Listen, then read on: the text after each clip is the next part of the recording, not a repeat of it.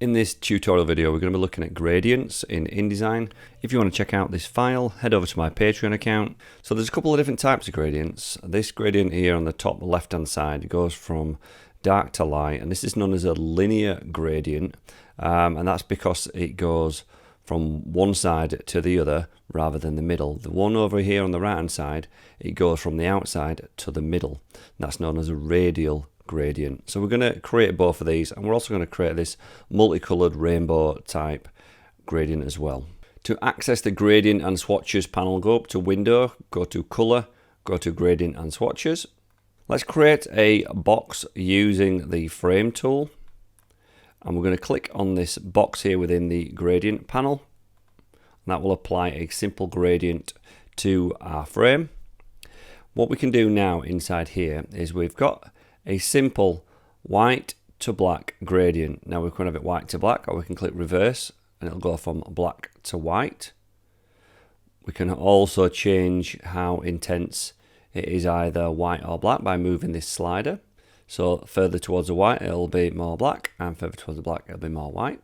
You can also see the numerical data there changes. I'm just going to put it 50% so it's bang in the center. We can also change whether it goes from top to bottom, from bottom to top. So if we put 90 degrees in there, it now goes from white to black from top to bottom.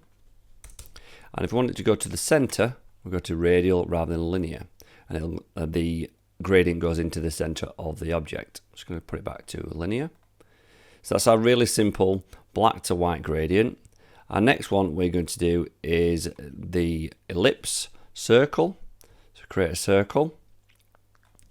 In that circle again, click the little gradient icon up here, and rather than having linear, we're going to go down to radial.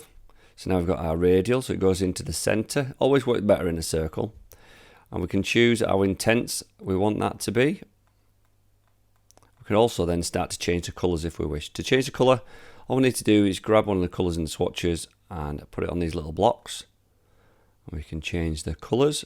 We can have more than one color. Two colors in fact. We can either move the colors around to change that intensity again. As you saw there, I just got rid of the color. If you don't like one of the colors, all you do is you click on it and you drag down, and it'll change it back to 2 colors rather than 3. Next one we're going to do is the rainbow style. So clicking on this frame here again, I'm going to change the one on the left to blue, and then I'm going to add another one. So darker blue further in by dragging it to a different point on there. Green to the middle. Yellow to about there. And pink to the end there. I'm going to adjust it, fine tune it. I can even change the angle if you wanted to go from top left to bottom right. If you would like to access this gradient file or any other of my tutorial files, head over to my Patreon account. If you got something from this video, hit like, subscribe to the channel, and I will see you in another one of my videos that are on screen now. Thanks for watching.